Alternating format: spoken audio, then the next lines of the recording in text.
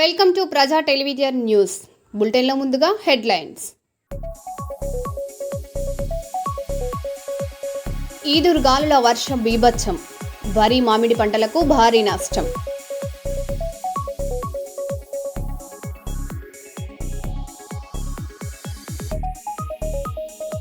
ఏపీలో విద్యా విప్లవం, 37 మంది టీచర్లకు సింగపూర్ శిక్షణకు ప్రభుత్వం నిర్ణయం.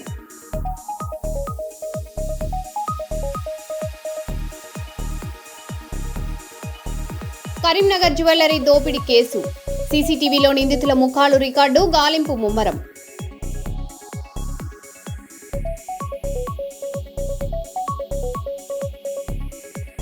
రైల్లో దారుణ ప్రవర్తన, సీటు కవర్ చింపి వీడియో వైరల్, నెటిజన్ల ఆగ్రహం.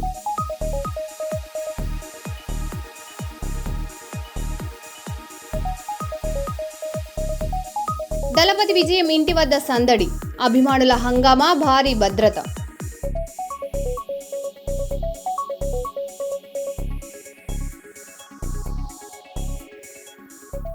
ఇక వివరాల్లోకి వెళ్తే 5 రాష్ట్రాల ఎన్నికల్లో 3 రాష్ట్రాల్లో బీజేపీ విజయం సాధించిన నేపథ్యంలో గోదావరిఖని చౌరస్తాలో బీజేపీ శ్రేణులు సంబరాలు నిర్వహించారు.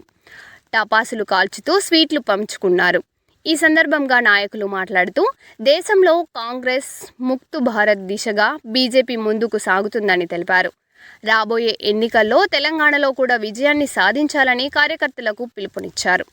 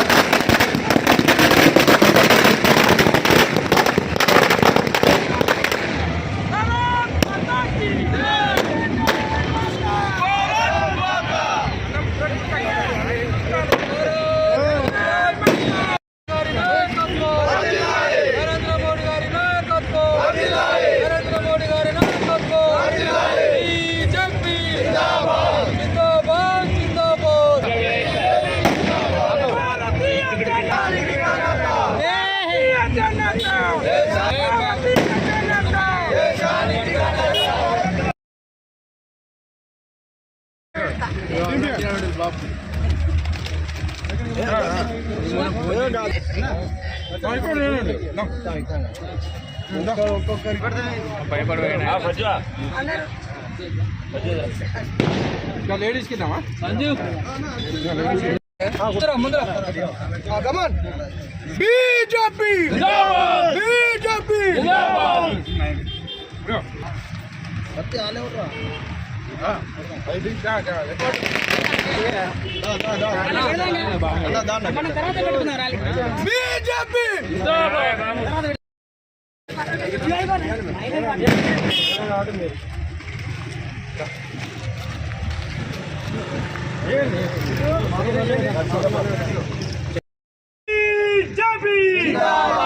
బీజేపీ నరేంద్ర మోడీ గారి నాయకత్వం. ప్రకటించినటువంటి 4 రాష్ట్రాలు, ఒక కేంద్ర పాలిత ప్రాంతమైన పుదుచ్చేరి ఎన్నికల్లో ఈరోజు భారతీయ జనతా పార్టీ 2 రాష్ట్రాలు, ఒక కేంద్ర పాలిత ప్రాంతాన్ని కైవసం చేసుకుంటుంది. మరి పశ్చిమ బెంగాల్లో సరిహద్దున ఉన్నటువంటి పశ్చిమ బెంగాల్ ప్రాంత ప్రజలు దేశ అభివృద్ధి, జాతీయ భావాలు కలిగినటువంటి భారతీయ జనతా పార్టీతోనే సాధ్యం. ఈరోజు బార్డర్లో ఉన్నటువంటి పశ్చిమ బెంగాల్ ప్రజలు ఒక మంచి నిర్ణయం తీసుకొని భారతీయ జనతా పార్టీకి అధికారం కట్టబెట్టినందుకు వారికి ఇక్కడి నుంచి ధన్యవాదాలు, కృతజ్ఞతలు తెలియజేస్తా ఉన్నాం. ఈరోజు ఆర్టికల్ 370ని రద్దు చేసినప్పుడు ఒక్క రక్తపాతం జరగకుండా ఈరోజు బెంగాల్లో జరిగినటువంటి ఎన్నికలు దేశ ప్రజలందరూ ఎదురు చూస్తున్నటువంటి ఎన్నికలు.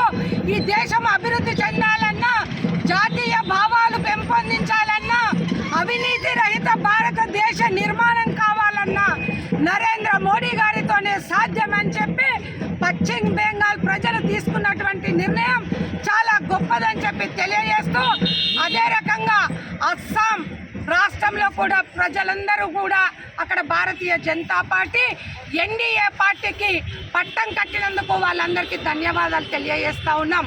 పుదుచ్చేరి భారతీయ జనతా పార్టీ ఎన్డీఏ ప్రభుత్వానికి అక్కడ వాళ్ళు అవకాశం ఇచ్చినందుకు వారికి కూడా ధన్యవాదాలు తెలియజేస్తూ ఈరోజు నరేంద్ర మోడీ గారు చేస్తున్నటువంటి అభివృద్ధి జాతీయ భావాలు ఈరోజు ప్రపంచ దేశాలు సైతం నరేంద్ర మోడీ నాయకత్వాన్ని ఈరోజు చూస్తూ ఉంటే ఆర్థిక వ్యవస్థలో కానీ ఏ రకంగా చూసినా భారతీయ జనతా పార్టీ నరేంద్ర మోడీ గారితోనే సాధ్యమని చెప్పి ఈరోజు దేశ ప్రజలందరూ ఆలోచిస్తూ ఉన్నారు.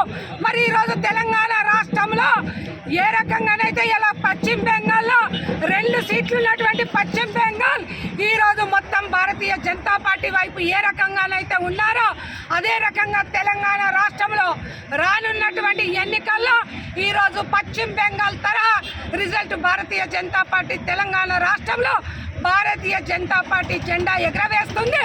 బీఆర్ఎస్ ఇచ్చినటువంటి మాటల్ని హామీల్ని తెలంగాణ రాష్ట్రం వస్తే బంగారు తెలంగాణ చేస్తామని హామీలు ఇచ్చారు. కాంగ్రెస్ పార్టీ అధికారంలోనికి వస్తే 6 గ్యారెంటీలు అమలు చేస్తామని చెప్పారు. మరి ఈ పార్టీల తీరు వాళ్ళు ఇచ్చినటువంటి మాయ మాటలు నమ్మి ప్రజలు ఓటు వేసి వాళ్ళకి కట్టబెట్టడం జరిగింది. తెలంగాణ ప్రాంతానికి ఈ నెల ఇప్పుడు 10వ తారీఖున నరేంద్ర మోడీ గారు 7,000 కోట్ల నిధులతో తెలంగాణ రాష్ట్రానికి హైదరాబాద్ 10వ తారీఖున రాబోతున్నారు. తెలంగాణ అభివృద్ధికి ఇది నిదర్శనం అని చెప్పి తెలియజేస్తా ఉన్నాం. తెలంగాణ అభివృద్ధి భారతీయ జనతా పార్టీ లక్ష్యం అని చెప్పి ఈ నెల 10వ తారీఖున తెలియజేసి తెలంగాణ రాష్ట్రంలో భారతీయ జనతా పార్టీ ఎగిరేలాగా భారతీయ జనతా పార్టీ కృషి చేస్తుంది. కేంద్ర నాయకత్వం కృషి చేస్తుంది. జై హింద్, జై భారత్. భారతదేశ ప్రజలందరికీ శుభాకాంక్షలు.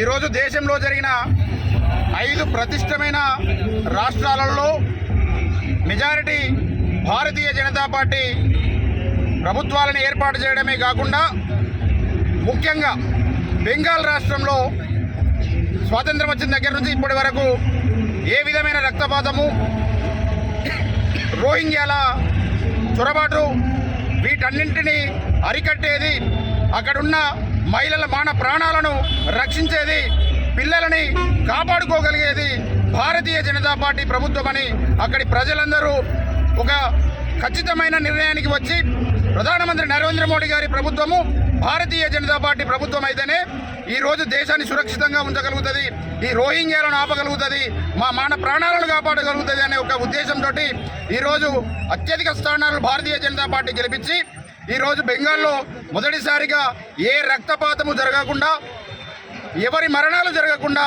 దేశ చరిత్రలోనే అత్యధిక స్థానాలు, ఒక్క మరణం కూడా జరగకుండా అత్యధిక స్థానాలు గెలుచుకున్న పార్టీ భారతీయ జనతా పార్టీ. అలాగే అస్సాం కానీ, పుదుచ్చేరి కానీ మిగతా రాష్ట్రాలలో కూడా 5లో 3 మేము కైవసం చేసుకోబోతా ఉన్నాము. ఇక నెక్స్ట్ టార్గెట్ తెలంగాణలో కూడా కాషాయ జెండా, బీజేపీ జెండా ఎగురవేయడానికి రామగుండం నియోజకవర్గం నుంచే ప్రారంభమవుతుంది. ఇక్కడి రామగుండం నియోజకవర్గ కార్యకర్తలందరూ ఒకదాటిపైన నిల్చొని ఈరోజు నిర్ణయం తీసుకున్నాము. రాబోయే తెలంగాణ గవర్నమెంట్లో మా పాత్ర ఏంది అనేది మేము నిర్ణయించుకున్నాము. రాబోయే రోజులలో తెలంగాణలో భారతీయ జనతా పార్టీ జెండా ఎగురవేయడం లక్ష్యంగా పనిచేస్తాం. అందరికీ భారతీయ జనతా పార్టీ తరఫున శుభాకాంక్షలు తెలియజేస్తూ, ఆ సేతు హిమాచలం పులకించిన వేళ అటక్ సే కటక్ తక్ మరియు కన్యాకుమారి నుండి కశ్మీర్ వరకు ఈ యొక్క భారతదేశాన్ని పరిపాలించడమే లక్ష్యంగా పనిచేస్తూ అంకిత భావంతో పనిచేస్తున్నటువంటి భారతీయ జనతా పార్టీ నేడు 5 రాష్ట్రాల్లో జరిగినటువంటి ఎన్నికలలో ప్రధానమైనటువంటి బెంగాల్, అస్సాం లాంటి ఈశాన్య రాష్ట్రాలను అప్రతిహతమైనటువంటి విజయంతో కైవసం చేసుకోవడం మాకందరికీ కూడా చాలా సంతోషకరమైనటువంటి విషయం.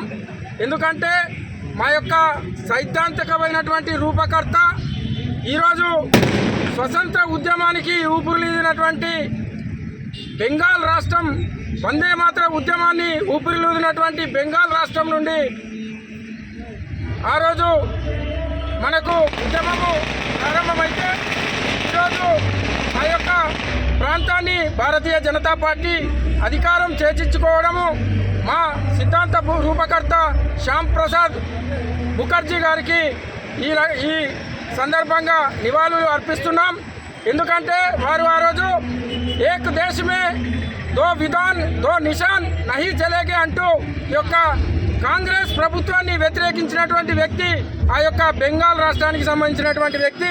మా యొక్క నిజమైనటువంటి నివాళి ఈరోజు మా కార్యకర్తలందరి తరపున వారికి అందిస్తూ, ఈ విజయం రాబోయే కాలంలో తెలంగాణ రాష్ట్రంలో భారతీయ జనతా పార్టీ అధికారమే ధ్యేయంగా ప్రతి ఒక్క కార్యకర్త పనిచేస్తాడని చెప్పేసి సందర్భంగా తెలియజేస్తూ అందరికీ శుభాకాంక్షలు, ధన్యవాదాలు. మంచిర్యాల జిల్లాలో అకాల వర్షం రైతులను తీవ్రంగా దెబ్బతీసింది. చెన్నూరు నియోజకవర్గంలోని పలు మండలాల్లో కురిసిన వర్షంతో వరి ధాన్యం తడిసి పాడైంది. చింతలపల్లి గ్రామం రైతులు ఆరుగాలం కష్టపడి పండించిన పంట నీటి పాలైందని కన్నీటి పర్యాంతమవుతున్నారు. ప్రభుత్వం తక్షణమే నష్టాన్ని అంచనా వేసి నష్టపరిహారం అందించాలని రైతులు డిమాండ్ చేస్తున్నారు.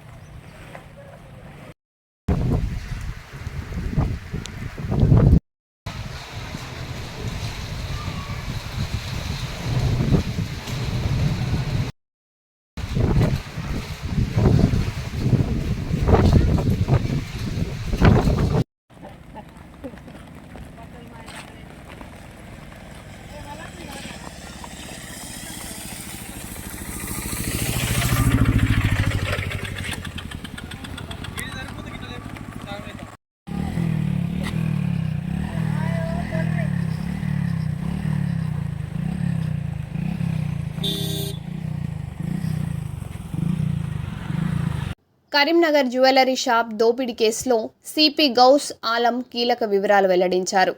5 దుండగులు కస్టమర్లలా వచ్చి తుపాకులతో బెదిరించి కాల్పులకు పాల్పడ్డారని తెలిపారు. ఈ ఘటనలో గాయపడిన 4 సిబ్బంది ప్రాణాపాయం నుంచి బయటపడ్డారని చెప్పారు. సుమారు కిలో బంగారం దోచుకెళ్లినట్లు సమాచారం.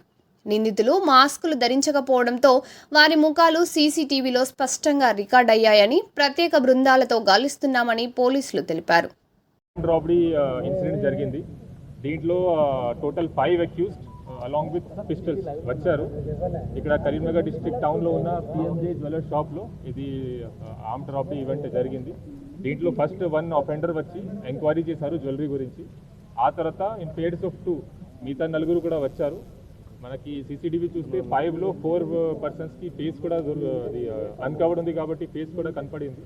దీని ప్రకారం మేము ఇన్వెస్టిగేషన్ చేస్తున్నాము, వాళ్ళకి ఐడెంటిఫై చేస్తున్నాము. ఇక్కడ వచ్చిన తర్వాత వీళ్ళు ఇక్కడ ఉన్న గార్డ్కి గన్ పాయింట్లో హోస్టేజ్ చేసి రాబరీ స్టార్ట్ చేశారు. మధ్యలో sales manager other team members they try to over power them. Over power జరిగినప్పుడు వీళ్ళు పానిక్ అయి ఫైరింగ్ చేశారు. టోటల్ 5 పిస్టల్స్ ఉన్నాయి. 4 అది మనకి కార్ట్రిడ్జ్ దొరికింది. 4 ఫైరింగ్ అయిన తర్వాత వీళ్ళు ఒక బ్యాగ్లో సమ్ స్టోలెన్ అది రాబ్డ్ ఐటమ్ తీసుకొని పాడిపోయారు. దీంట్లో ఉన్న విక్టిమ్స్ టోటల్ 4 ఉన్నారు. 4కి గన్ షాట్ ఇంజరీ అయింది, కానీ నాన్ ఫెటల్ ఇంజరీ ఉంది. అందరూ అవుట్ ఆఫ్ డేంజర్ ఉన్నారు. ఇప్పుడు ప్రైవేట్ హాస్పిటల్ వాళ్ళకి ట్రీట్మెంట్ నడుస్తుంది. వాళ్ళు కూడా మేము స్టేట్మెంట్ రికార్డ్ చేస్తున్నాము. ఇది కాకుండా జ్యువెలరీ షాప్లో ఉన్న అదర్ అది ఆఫీషియల్స్ కూడా అది స్టాఫ్ కూడా మేము స్టేట్మెంట్ రికార్డ్ చేస్తాము. సీసీటీవీ కెమెరాస్ చూసి అఫెండర్స్కి ఐడెంటిఫై చేయడానికి ప్రయత్నం జరుగుతుంది. వెంటనే మనకి ఇన్ఫర్మేషన్ వచ్చిన తర్వాత 11 అఫెన్స్ అయింది. 11:20 వరకు మా టీం ఇక్కడ వచ్చింది. ఇమీడియట్లీ ఫారెన్సిక్ వ్యాన్ కూడా ఇక్కడ పంపించాము. క్లూస్ టీం వచ్చి అన్ని ఫింగర్ ప్రింట్స్ ఇక్కడ ఉన్న అదర్ ఎవిడెన్సెస్ మనకి దొరికిన బ్లాంక్ కార్ట్రిడ్జెస్ అన్ని మేము సీజ్ చేసాము. ఇంకా ఇన్వెస్టిగేషన్ నడుస్తుంది. Multiple teams have been form. దీంట్లో అక్యూస్కి పట్టుకోవడానికి, సీసీటీవీ చెక్ చేయడానికి, టెక్నికల్ డీటెయిల్స్ చూడడానికి, tower dump reports, call records చూడడానికి, తర్వాత ఇక్కడ ఉన్న లాడ్జెస్, హోటల్స్ కూడా చెక్ చేయడం జరుగుతుంది. రీసెంట్ జైల్లో రిలీజ్ అయిన పర్సన్ ఉంటే వాళ్ళు కూడా చెక్ చేయడం జరుగుతుంది.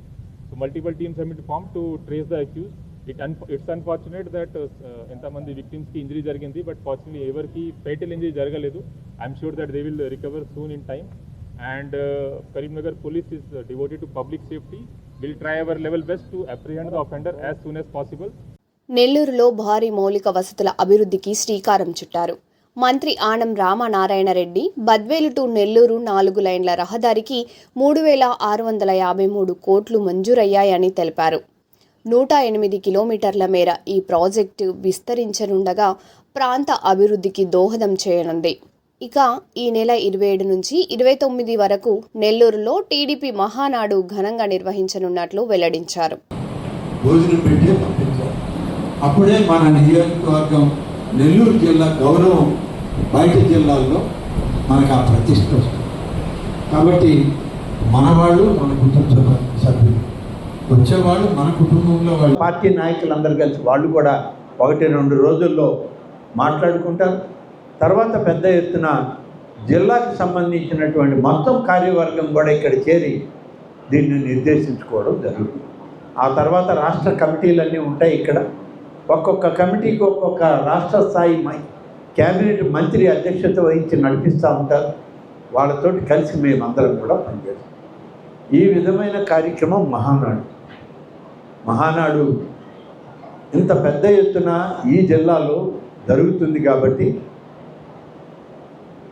1982లో ఎన్టీ రామారావు గారు తెలుగుదేశం పార్టీ పెట్టాలి అని ఒక ఆలోచన చేసినప్పుడు ఆయనకి తోడుగా రాష్ట్రం నుంచి ఉమ్మడి ఆంధ్రప్రదేశ్ నుంచి ముఖ్యంగా నెల్లూరు జిల్లా నుంచి ఎన్టీఆర్ అభిమాన సంఘ అభిమానులు మాత్రమే ఆయనతోటి కదలి వెళ్ళి తెలుగుదేశం పార్టీని ఆనాడు ప్రారంభించినప్పుడు ఆయన అభిమానుల కోలాహలం మధ్య ఆయన ఈ పార్టీని ప్రకటించారు.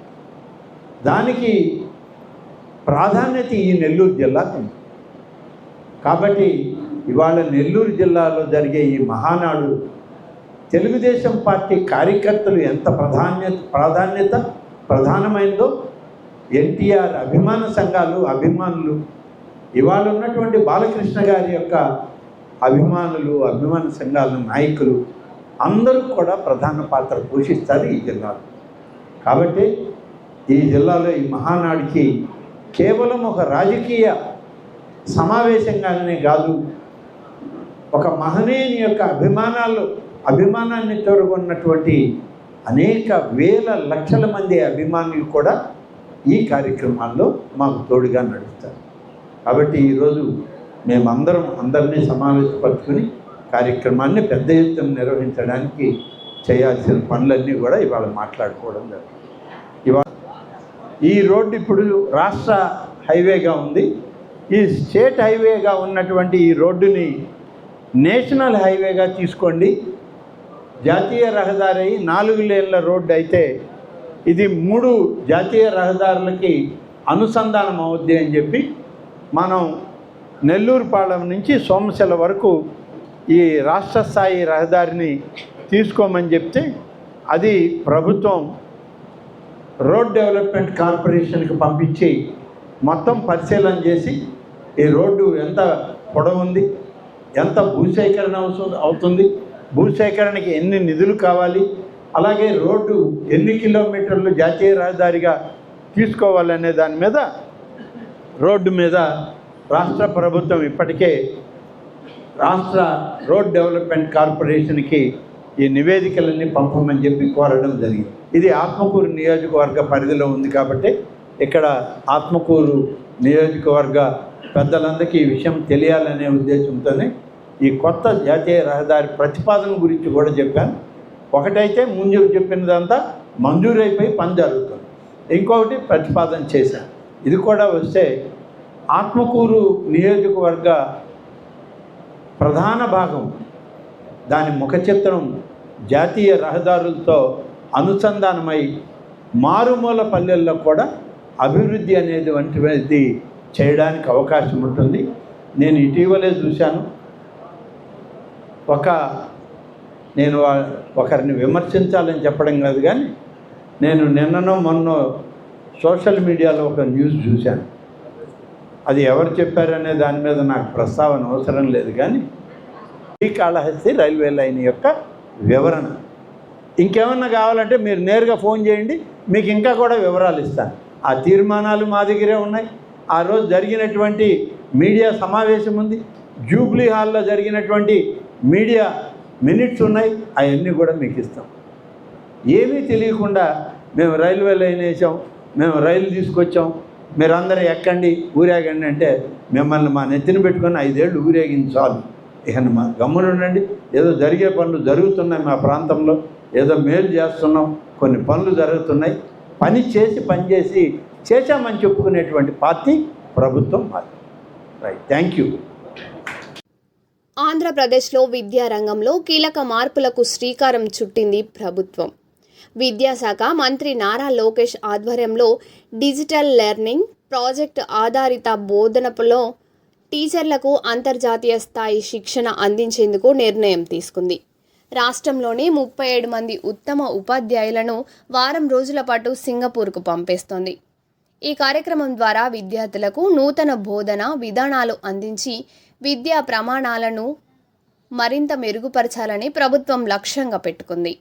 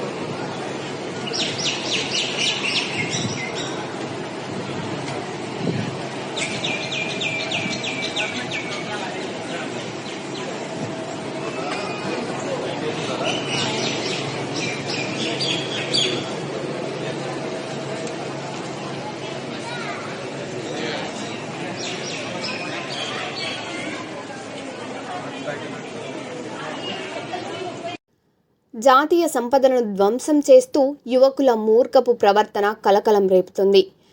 ప్రయాణిస్తున్న రైలులో ఒక వ్యక్తి సీటు కవర్ను చింపుతుండగా మరొకరు వీడియో తీసి సోషల్ మీడియాలో పోస్ట్ చేశారు. ఈ వీడియో వైరల్ కావడంతో నెటిజన్లు తీవ్ర ఆగ్రహం వ్యక్తం చేస్తున్నారు. ఇలాంటి చర్యలకు పాల్పడిన వారిపై కఠిన చర్యలు తీసుకోవాలని డిమాండ్ చేస్తున్నారు. ఈ ఘటనపై రైల్వే శాఖ స్పందన కోసం ఎదురు చూస్తున్నారు.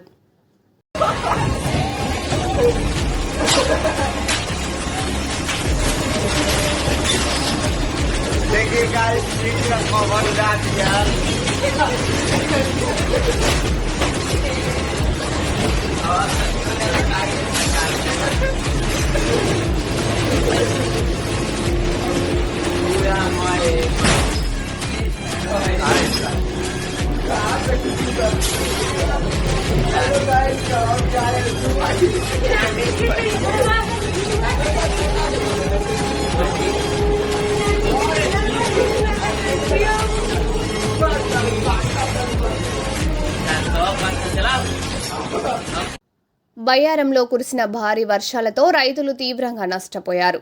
కొనుగోలు కేంద్రాలు లేకపోవడంతో మొక్కజొన్న పంటలు పొలాల్లోనే తడిసి పాడవుతున్నాయి. రైతులు తీవ్ర ఆందోళన వ్యక్తం చేస్తూ ప్రభుత్వం వెంటనే కొనుగోలు కేంద్రాలు ఏర్పాటు చేసి తమను ఆదుకోవాలని విజ్ఞప్తి చేస్తున్నారు. అధికారులు తక్షణ చర్యలు తీసుకోవాలని రైతులు డిమాండ్ చేస్తున్నారు.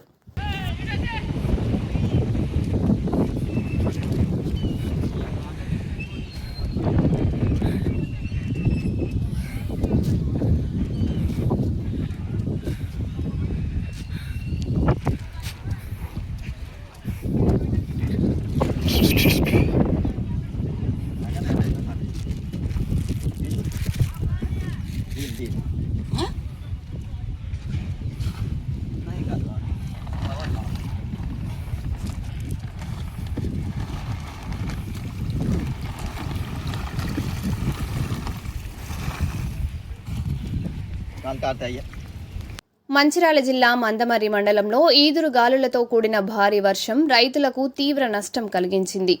కొనుగోలు కేంద్రాల్లోని వరి ధాన్యం తడిసి పాడవగా కోతకు సిద్ధమైన మామిడి పంట నేలరాలిపోయింది. చెట్లు, విద్యుత్ స్తంభాలు కూలిపోవడంతో విద్యుత్ సరఫరా కూడా నిలిచిపోయింది. నష్టపోయిన రైతులను ప్రభుత్వం తక్షణమే ఆదుకోవాలని వారు విజ్ఞప్తి చేస్తున్నారు.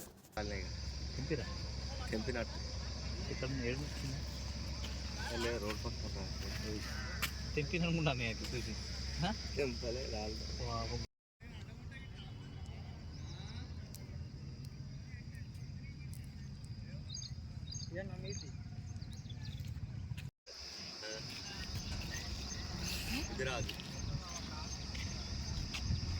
రాజే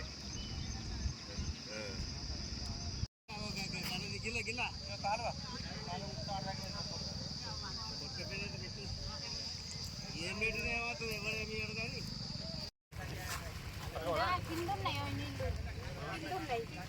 కింద ఉన్నాయి అడుగులు ఉన్నాయి పర్ర కింద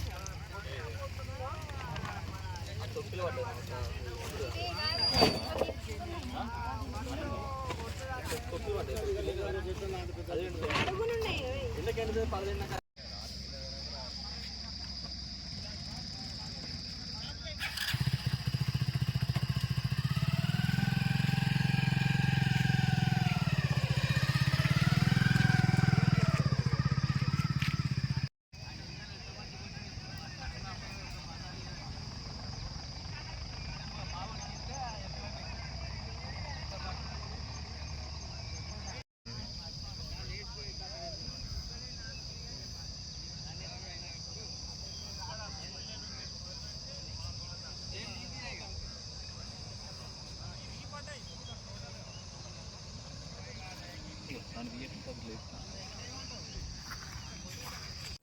మరో బులెటిన్లో మళ్ళీ కలుద్దాం. Stay tune.